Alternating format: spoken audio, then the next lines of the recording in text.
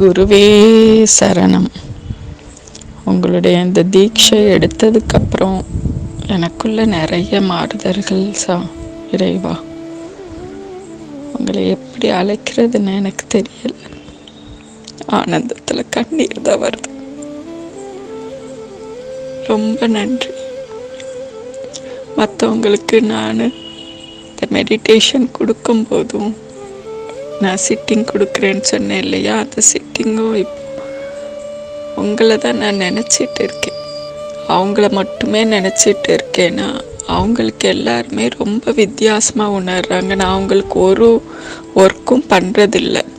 அவங்களுடைய ஆத்மாவை பரம்பொருளோடு கனெக்ட் பண்ணி விட்டுட்டு என்னுடைய குரு பார்த்துப்பாரு, அவங்களுக்கு என்ன பண்ணணுமோ அதை அவங்க பார்த்துப்பாங்கன்னு நான் முழுசாக நீங்கள் சொல்லி கொடுத்த இந்த தியான நிலையிலேயே நான் இருக்கும்போது அவங்க அது ரொம்ப வித்தியாசமாக உணர்றாங்க. ரொம்ப நன்றிங்க ஐயா. இன்னும் நிறைய நான் மாறணும், நிச்சயம் மாறிடுவேன். ஒரு சின்ன எக்ஸாம்பிள் சொல்லலாமா? உட்கார்ந்துக்கிட்டே இருக்கேன், டக்குன்னு ஒருத்தர் வராரு. ஒருத்தர் வரும்போது உட்கார்ந்து பேசுங்கன்னு சொல்லலாம். நான் நல்லா கவனிக்கணும், என் வார்த்தையை கவனிக்கணும். ஒருத்தர் வராரு, என் கண்ணு முன்னாடி இருக்காரு, வாங்க உட்கார்ந்து பேசலாம் அப்படின்னு நான் சொல்லலாம். ஆனா அவர் என்கிட்ட அப்படி கூழ கும்பிட்டு போட்டு இப்படி கையை இப்படி கட்டி என்னை பார்த்து இப்படி பயந்து நிக்கிறாருன்னு வச்சுப்போம். இப்ப என் மனசு என்ன பண்ணுது? நல்லா கவனிக்கணும் என் வார்த்தைய. என் மனசு என்ன பண்ணுது? பரவாயில்லையே, நம்மளை மதிக்கிறானே அப்படின்னு அந்த கெத்து, அந்த பில்டப் எனக்கு பிடிச்சிருது. அப்ப நான் என்ன பண்றேன்? சக மனிதனுக்கு மதிப்பு கொடுக்கறத கம்மி பண்ணிட்டு அதை மறந்துட்டு நான் என்ன சொல்றேன்? அவனை உட்காருன்னு சொல்லாம அப்படியே கெத்தா உட்காந்து இப்படியே பேச ஆரம்பிக்கிறேன். இப்ப இது என் மனசுக்கு தெரியுதா தெரியல நான் பண்றது தப்புன்னு? கரெக்டா சொல்லுங்க பாப்போம். இது தப்பா கரெக்டா? இப்ப இந்த சூழ்நிலையில நான் என்ன பண்ணணும்னா, என்னுடைய பில்டப் முக்கியம் இல்ல, என்னோட கெத்து முக்கியம் இல்ல, சக மனிதனுக்கு மரியாதை கொடுக்கறது தான் முக்கியம்னு சொல்லி வாங்க உட்காருங்க பேசணும்னு சொல்லி மரியாதையா பேசணும். எவ்வளவு அறிவு இருந்தாலும் எவ்வளவு ஞானம் இருந்தாலும் இவ்வளவுதான் விழிப்புணர்வு நிலை. நீங்க வாழக்கூடிய ஒவ்வொரு கணமும் இப்படித்தான் வாழணும். உங்க மனசு நீங்க தப்பு பண்ண போறீங்கன்னா 100% சொல்லும் இது தப்புன்னு சொல்லும், அதை பண்ணாதன்னு சொல்லும். யார் இங்க தப்பு தெரியாம எல்லாம் தெரிஞ்சுதான் பண்றீங்க, எழுதி தரேன் நான். உங்களோட உள் மனசு நீங்க எந்த தப்பு பண்ண போனாலும் சொல்லி கொடுத்துரும், டே இது தப்பு பண்ணாதன்றோம்.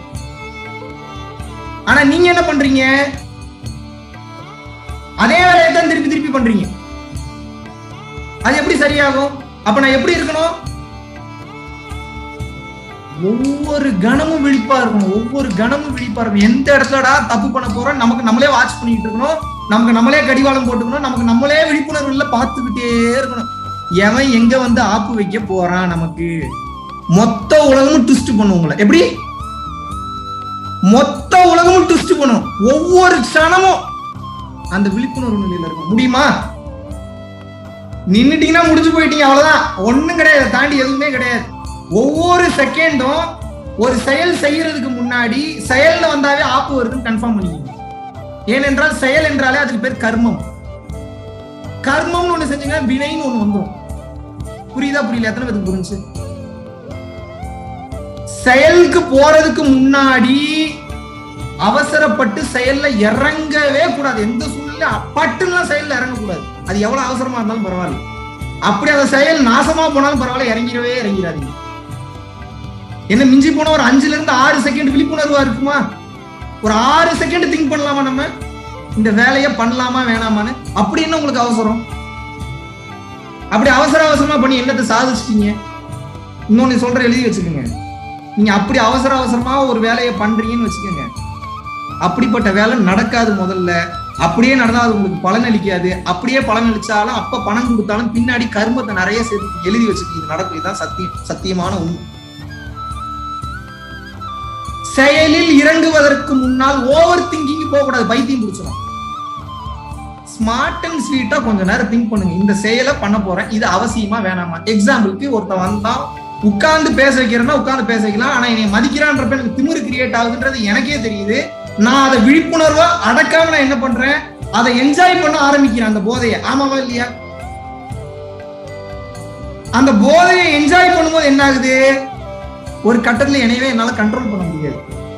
எல்லாமே என் கையை மீறி போயிடும். எல்லாரையும் மதிக்காம போயிடுவேன், எல்லாரையும் கண்டபடி திட்டுவேன், எனக்கு அப்புறம் அந்த போதை வேணும் வேணும் வேணும் வேணும் என்னையே அறியாம என்னோட சப்கான்சியஸ் மைண்ட் போய் அதில் அட்டாச்மெண்ட் ஆயிடும். இவன் இன்னைக்கு நாளைக்கு நின்றுட்டு பேசினா நாளைக்கு வேற ஒருத்தன் வருவான், அவன் கெத்தா சேர் இழுத்து போட்டு உட்காருவான். உட்காரவும் உங்களுக்கு எரியும் உள்ளுக்குள்ள, என்ன வந்தோடனே ஒரு வார்த்தை கூட கேட்காம உட்கார்றானே எரியும் உங்களுக்கு. எரியுமா எரியாதா? பிரச்சனை எப்படி வருதுன்னு புரியுதா புரியலையா உங்களுக்கு நான் சொல்ற மேட்டர்? நீங்க ஏதோ ஞானம்னா ஏதோ எங்கேயோ கஷ்டப்பட்டு போய் தேடி கண்டுபிடிக்கிறேன், அதெல்லாம் ஒண்ணும் கிடையாது.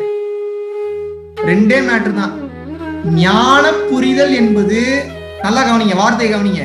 ஞான புரிதல் என்பது வாழ்ற வாழ்க்கை ஃபுல்லா பரவசமா வாழ்ந்து உங்களோட வாழ்க்கையை முடிக்கிறதுக்கு. இதுதான் ஞான புரிதல். வலிக்கவே வலிக்காது, எதுக்கு எடுத்தாலும் வலிக்காது.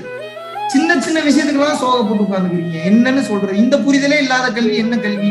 இதனாலதான் வள்ளலார் சொன்னாரு, கற்றது அனைத்தும் பொய்யே, உண்டது அனைத்தும் மலமே, படியாத படிப்பை சொல்லி தருகிறோம் மம்மின்னு கூப்பிடுறாரு. ஏன் அப்படின்னா இந்த படிப்பு ஆக்ஸ்போர்ட் யூனிவர்சிட்டிலேயே கிடையாது, சத்தியமான உண்மை. இந்த கல்விக்கு பேர் சிற்றம்பல கல்வி.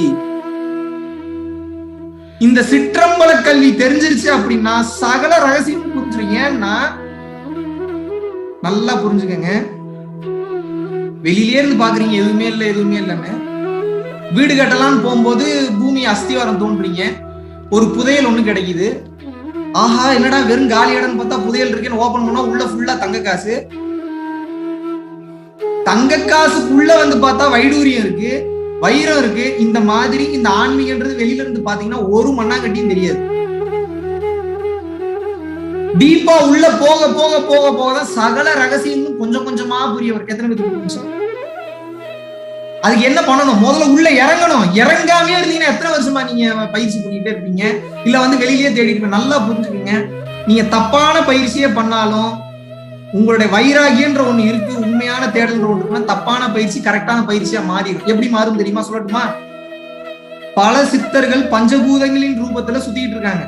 ஒரு புள்ள இவ்வளவு கஷ்டப்படுதேன்னு தெரியும் போது கருணையே வடிவமான சித்தர்கள் இறங்கி வந்து ஆசீர்வாதம் பண்ணிட்டு போயிரு. நல்லா ராடே எப்ப நல்லா இருந்தது போட ஆசீர்வாதம் பண்ணிட்டு போயிடுவாங்க. உங்களுக்கே தெரியாது அந்த ஆற்றல் எப்ப கிடைச்சது. சில பல புரிதல்கள் உங்களுக்குள்ள வரும்போதுதான் தெரியும். அப்ப மேட்டர் என்னன்னா, ஒரு பயிற்சி நான் சொல்லி கொடுக்குற பயிற்சி தான் பிடிக்கும்ன்றது கிடையாது. ஆனா ஒண்ணு சொல்றேன், நான் வந்து சொல்லித்தர பயிற்சி உலகத்திலேயே பெஸ்ட் பயிற்சி, நான் தான் சிறந்தவன் சொல்லல. ஆனால் எல்லா ரூட்டும் பார்த்துட்டு வந்ததுனால என்னால கிளியரான ஒரு கேப்சூல் உங்களுக்கு கொடுக்க முடியும். சிவராஜ யோகம், ராஜயோகம், குண்டலினி யோகம், நவகண்ட யோகம், அஷ்டாங்க யோகம், பரியங்க யோகம், சித்த வித்தை, கிரியா யோகம், எல்லா உபதேசங்களும் பார்த்துட்டேன். ஆனா நான் பண்றது ஒரே பயிற்சி தான். அந்த ஒரே பயிற்சி உங்களுக்கு ஸ்ட்ரெயிட்டா கொடுக்க போறேன். இந்த ஒரு பயிற்சியை புடிச்சிட்டீங்கன்னா உங்களுக்கு எதுவுமே தேவை கிடையாது. அவ்வளவுதான் மேட்ரு. சும்மா போட்டு குழப்பிக்காதீங்க கசகசன்னு. ஒன்றை செய், நன்றே செய், இன்றே செய். அந்த செய்யின்னு எதை சொன்னாங்க? எது ஒன்றை செய்தால் உங்களுக்கு வாழ்வில் எல்லாம் கிடைத்து விடுமோ, எது ஒன்றை செய்தால் இந்த மொத்த விடுகதைகளில் இருந்து உங்களுக்கு விடுதலை கிடைக்குமோ அந்த ஒண்ணுதானே செய்யணும். ஆமாவா இல்லையா? எது ஒன்று கிடைத்து விட்டால் வாழ்வில் நீ வேறு எதையும் பெற வேண்டாமா, அதுக்கு பேரு ஞானம்ன்றாங்க. அப்ப ஞானம் வந்துட்டு நான் சும்மாவே உட்காந்துக்கலாமுங்க. நல்லா புரிஞ்சுக்கங்க, நான் பற்றற்ற நிலையை ரொம்ப கான்பிடண்டா பேசுவேன், பற்றற்ற நிலையில இருக்கணும். ஆனா வீட்டு விட்டு ஓடி போறது கிடையாது. தெளிவா சொல்லி புரிய வைக்கிறேன், நல்லா கவனிச்சுக்கோங்க. இது ஃபுல்லா இப்ப மோர் இருக்குன்னு வச்சுப்போம். இது வாட்டர் பாட்டில், இது தண்ணி, இது ஃபுல்லா மோர் இருக்குன்னு வச்சுப்போம். இப்ப எனக்கு வந்து பாத்தீங்கன்னா மோர் எனக்கு ரொம்ப டேஸ்டா நான் குடிச்சு பழகிட்டேன்னு வைங்க. நல்லா கவனிங்க, உங்களுக்கு சிம்பிளிஃபைடா உங்களுக்கு எக்ஸாம்பிள்ஸ் கொடுக்குறேன். இந்த மோரை நான் குடிச்சு நல்லா பழகிட்டேன், செம டேஸ்டா இருக்கு அப்படின்னா நாளை பின்ன என்னோட நாக்கு என்ன பண்ணுது, மறுபடியும் இதே மாதிரி டேஸ்ட்ல மோர் கேட்கும். இதுக்கு பேர் அட்டாச்மெண்ட். இன்னைக்கு மோர் குடிப்பேன், நாளைக்கு இளநீர் கொண்டு வந்து வைப்பாங்க, இம்மிடியேட்டா நான் இளநீரையும் எடுத்து குடிக்கணும், மறுபடியும் மோரே கேட்க கூடாது. புரிஞ்சுதா புரியலையா? எத்தனை பேருக்கு புரிஞ்சு?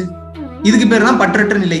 அனைத்திற்கும் தயார் நிலையில இருக்கணும். நல்லா புரிஞ்சுக்கங்க, நான் ஒரு சாதாரண டெய்லரோட பையன் தான்.